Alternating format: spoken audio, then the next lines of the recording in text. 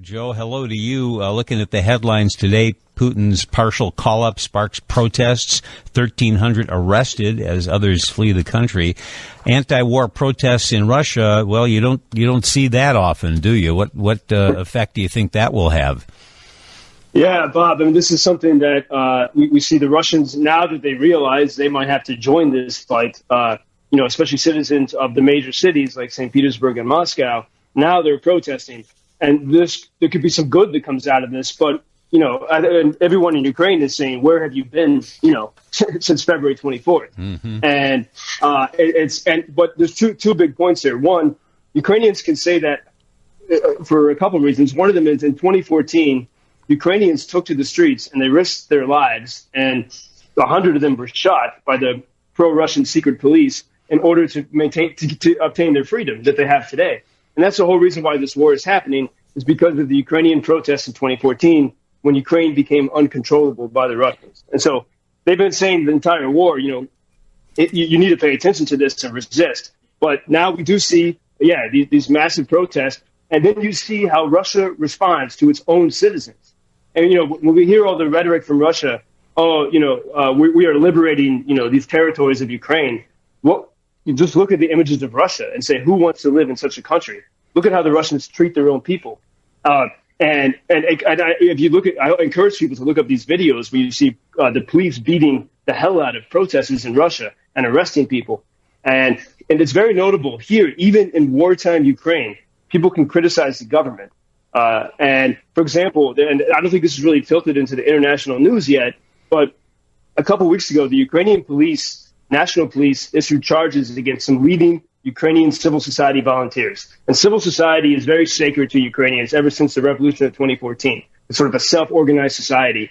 And some of the leading volunteers raising money to get supplies, cars and boots for soldiers were arrested, and their apartments were searched by the Ukrainian National Police. And citizens and local politicians were furious. And they took to Facebook and they started complaining, and no one stopped them from doing that.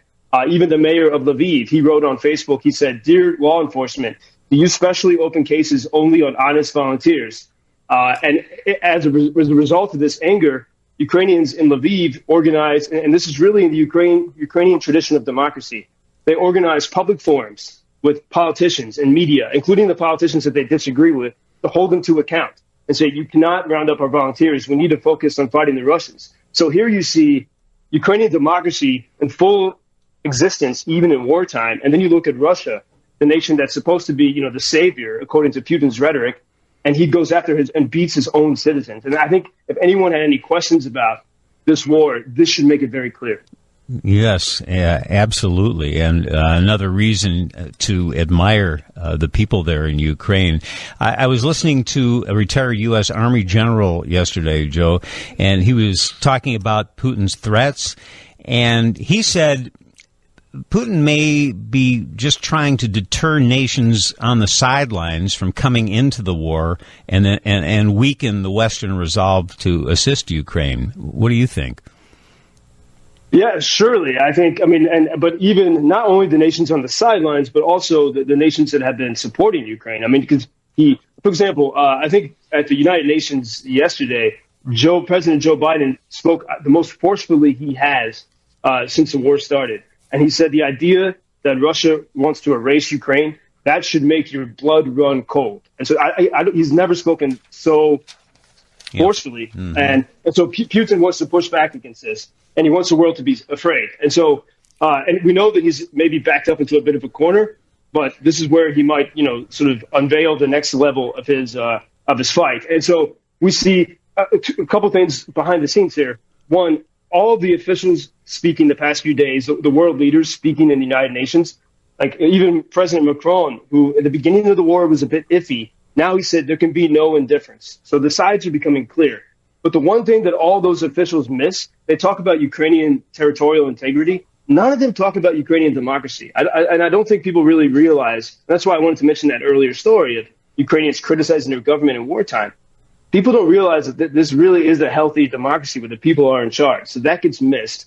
But then the other thing we see, there's two people I think we really should watch, is the leader of Turkey, Erdogan, and the Saudi crown prince.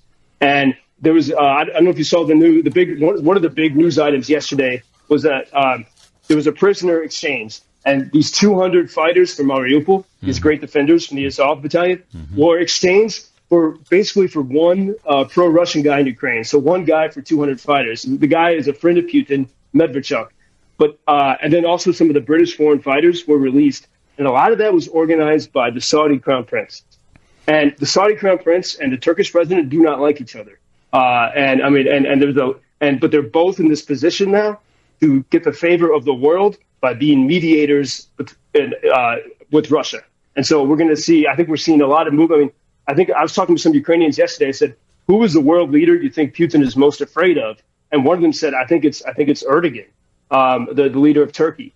And so I think we're going to see between those two guys, the Crown Prince of Saudi and the Turkish leader, maybe there's some hope that they can help calm this down. But I will tell you, like, in Lviv right now, Bob, where I'm here now, there once again is anxiety like there was before the war.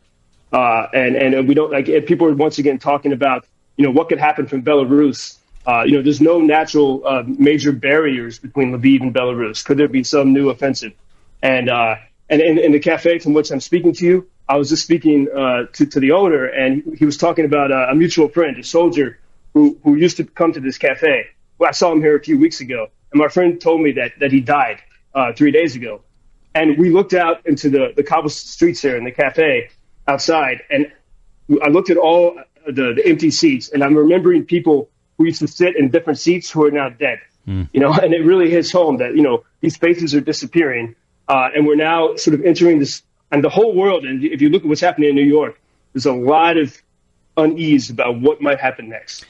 Yeah, what pictures you paint for us, Joseph, and especially that story about the democracy there. Amazing, and especially considering you're right next door to Russia. We'll hope for the best, and we'll talk tomorrow. Thank you, Joe.